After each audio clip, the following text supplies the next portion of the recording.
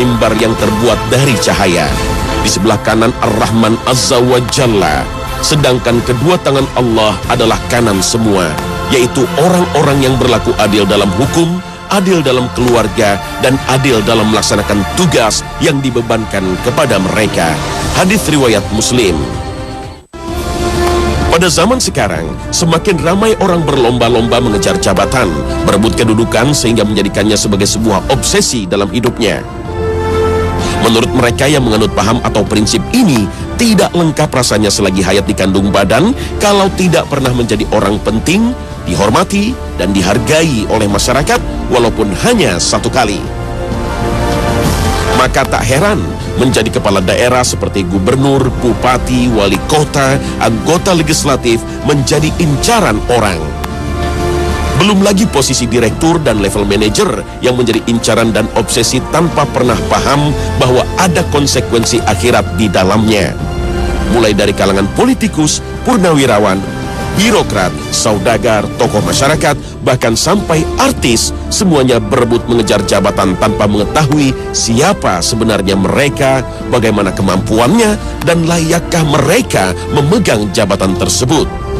Karena menganggap jabatan adalah sebuah keistimewaan fasilitas, kewenangan tanpa batas.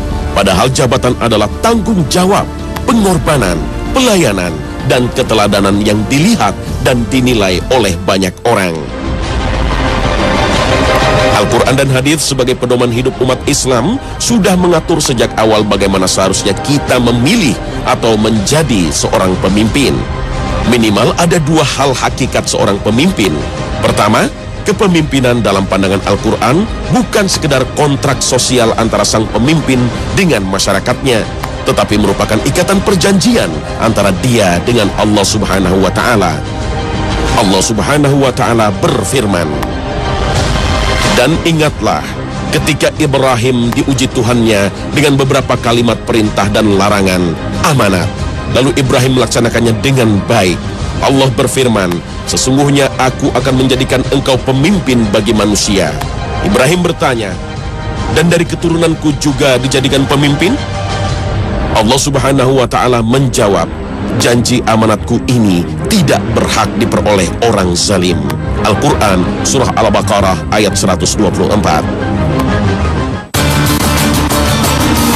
Lalu kedua, kepemimpinan adalah sebuah amanah Allah, bukan sesuatu yang diminta, dikejar, dan diperebutkan sebagaimana yang ramai dewasa ini.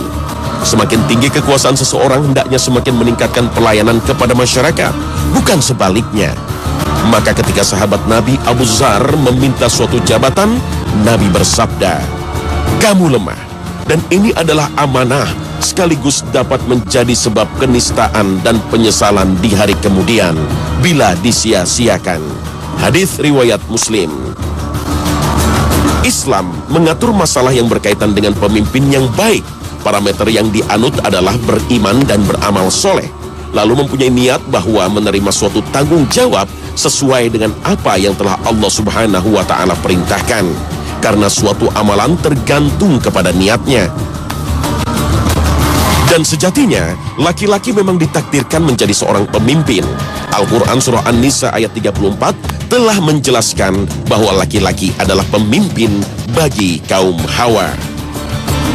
Kaum laki-laki itu adalah pemimpin bagi kaum wanita, oleh karena Allah telah melebihkan sebagian mereka, laki-laki, atas sebagian yang lain, perempuan. Dan karena mereka laki-laki telah menafkahkan sebagian dari harta mereka. Sebab itu, maka wanita yang saleh ialah yang taat kepada Allah lagi memelihara diri. Maksudnya tidak berlaku serong ataupun curang, serta memelihara rahasia dan harta suaminya ketika suaminya tidak ada. Oleh karena Allah telah memelihara mereka, maksudnya Allah telah mewajibkan kepada suami untuk mempergauli istrinya dengan baik. Al-Quran Surah An-Nisa ayat 34. Ayat ini menegaskan tentang kaum lelaki adalah pemimpin atas kaum wanita. Pemimpin juga tidak pernah meminta jabatan. Rasulullah SAW bersabda kepada Abdurrahman bin Samurah radhiyallahu anhu, "Wahai Abdurrahman bin Samurah, janganlah kamu meminta untuk menjadi pemimpin. Sesungguhnya jika kepemimpinan diberikan kepada kamu karena permintaan, maka kamu akan memikul tanggung jawab sendirian. Dan jika kepemimpinan itu diberikan kepada kamu bukan karena permintaan, maka kamu akan dibantu untuk menanggungnya. Hadis riwayat Bukhari dan Muslim. Dan hendaklah kamu memutuskan perkara di antara mereka menurut apa yang diturunkan Allah, dan janganlah kamu mengikuti hawa nafsu mereka. Al-Quran, Surah Al-Ma'idah ayat 49.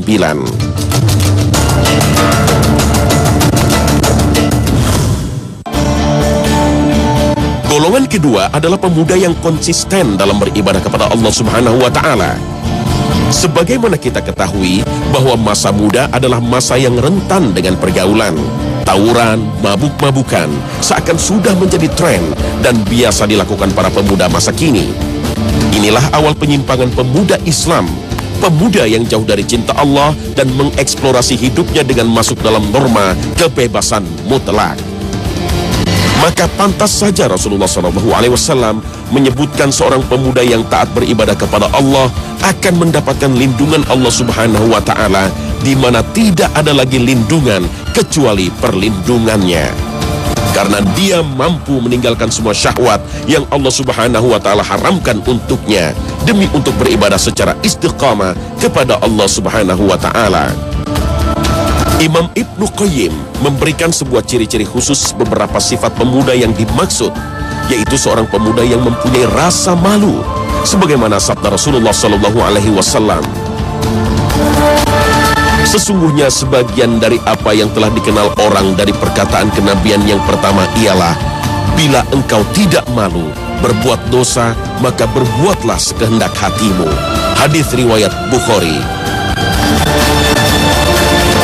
Lalu pemuda yang senantiasa bersyukur dalam keadaan dan situasi apapun, seorang pemuda yang mempunyai sifat penyabar, seorang pemuda yang mempunyai sifat siddiq atau jujur dalam kesehariannya, yang senantiasa berperilaku benar dalam kesehariannya, baik itu perkataan ataupun perbuatannya. Sebisa mungkin menjaga untuk tidak berkata dusta dan perbuatan yang akan merugikan orang lain.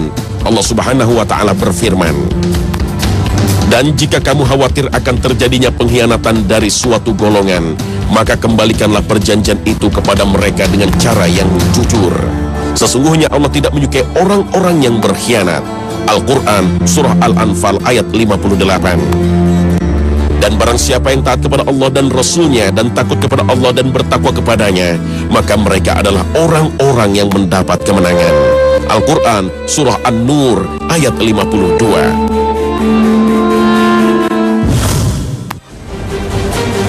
Sedangkan yang termasuk kepada golongan ketiga yang dijamin masuk surga adalah golongan pemuda yang hatinya selalu terikat oleh masjid. Imam Nawawi menjelaskan dalam kitabnya Syahrun Nawawi lil Muslim tentang sabda Rasulullah SAW, seseorang yang hatinya terikat kepada masjid, yaitu orang yang sangat mencintai masjid dan selalu melaksanakan sholat dengan cara berjamaah.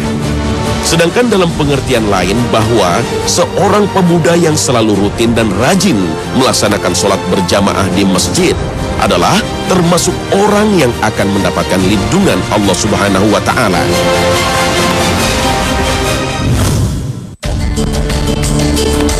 Golongan keempat adalah dua orang yang saling mencintai karena Allah Subhanahu wa Ta'ala, sehingga mereka tidak bertemu dan tidak juga berpisah kecuali karena Allah Subhanahu wa Ta'ala. Bukan karena hawa nafsu, bukan pula untuk tujuan duniawi saja, seperti perintah orang tua, menjaga harta keluarga, atau lainnya. Maka pantas saja kedua orang ini disebutkan oleh Rasulullah SAW kepada salah satu golongan yang akan mendapatkan perlindungan Allah Subhanahu wa Ta'ala di hari kiamat kelak. Mereka berusaha saling mencintai dan hidup bersama, serta berpisahnya pun dasarnya hanya karena Allah Subhanahu wa Ta'ala. Golongan kelima adalah lelaki yang diajak oleh seorang wanita yang mempunyai kedudukan lagi cantik, lalu seorang lelaki itu berkata, "Aku takut kepada Allah Subhanahu wa Ta'ala." Maksudnya adalah seorang lelaki yang diminta oleh wanita yang mempunyai kedudukan strata sosial yang tinggi, harta yang melimpah, dan kecantikan yang luar biasa untuk berzina dengannya. Akan tetapi dia menolak permintaan dan ajakan tersebut karena takut akan siksaan Allah. maka inilah tanda nyata akan cintanya kepada Allah daripada kecintaan kepada hawa nafsunya. Maka sangat pantas Rasulullah memasukkan orang tersebut kepada salah satu dari 7 golongan yang akan mendapatkan jaminan dari Allah berupa perlindungannya di hari kiamat. Allah Subhanahu wa Ta'ala berfirman, dan adapun orang-orang yang takut kepada kebesaran Tuhannya dan menahan diri dari keinginan hawa nafsunya. Al-Quran Surah An-Naziat ayat 40. Apabila matanya tidak bisa dijaga, maka hatinya pun akan liar. Sebagaimana yang dialami Nabiullah Yusuf alaihissalam ketika istri seorang pembesar Mesir menggoda Yusuf secara terang-terangan. Maka pantas saja Rasulullah SAW menjelaskan dalam salah satu hadisnya bahwa fitnah yang paling besar yang ada di dunia ini salah satunya adalah wanita. Sebagaimana sabdanya, tidak pernah kutinggalkan sepeninggalku godaan yang lebih besar bagi kaum lelaki daripada wanita. Hadis riwayat Bukhari Muslim.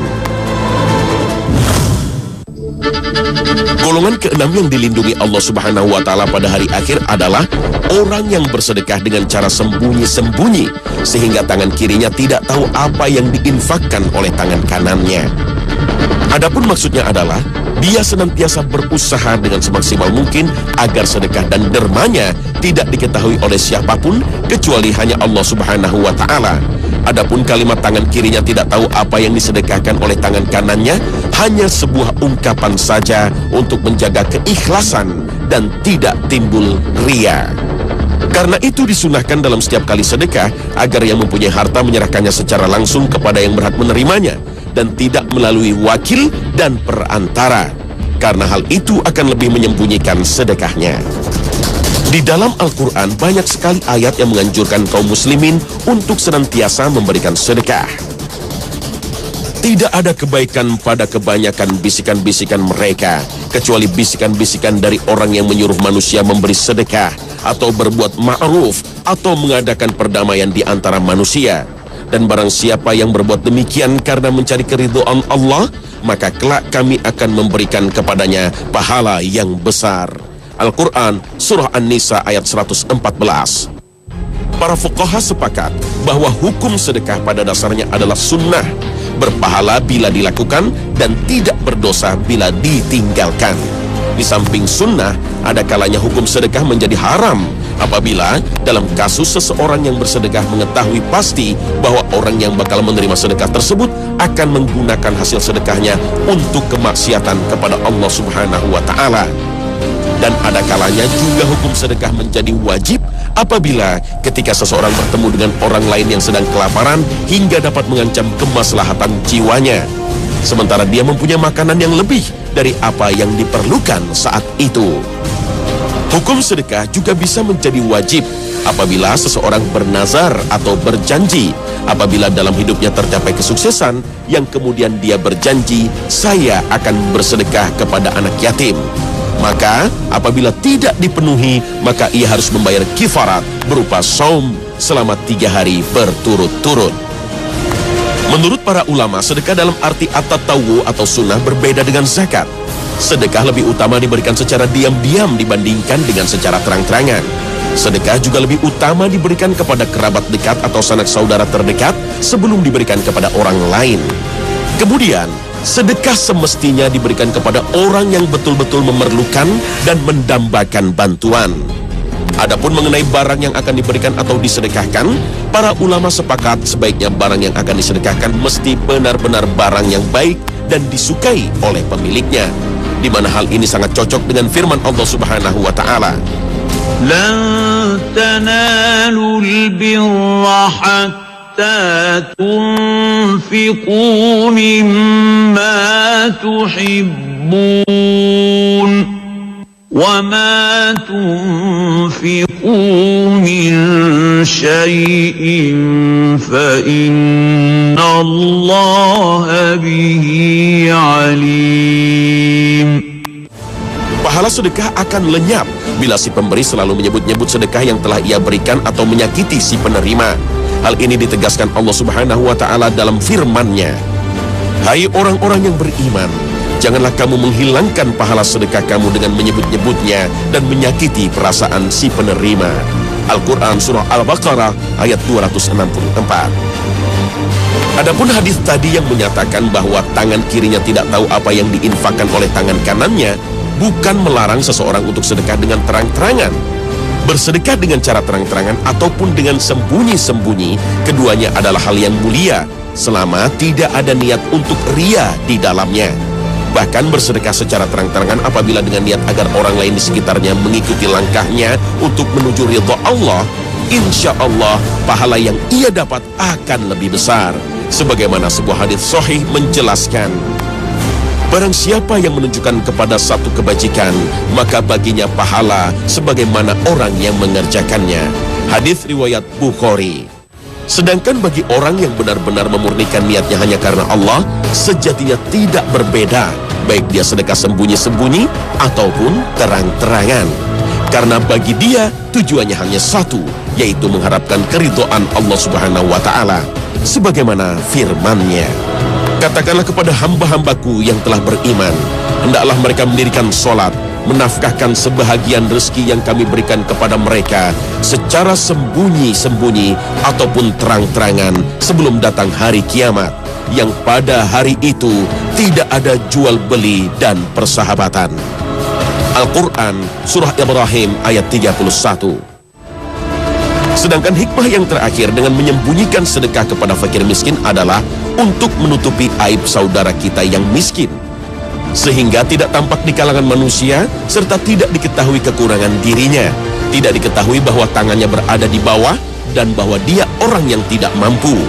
Sehingga pantas saja Rasulullah SAW memuji orang yang sedekah dengan cara sembunyi-sembunyi, sekaligus memberitakan kabar gembira bahwa orang tersebut masuk kepada 7 golongan yang akan mendapatkan perlindungan Allah Subhanahu wa Ta'ala di alam mahsyar.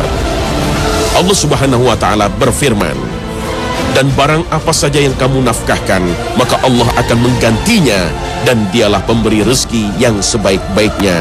Al-Quran Surah Saba ayat 39.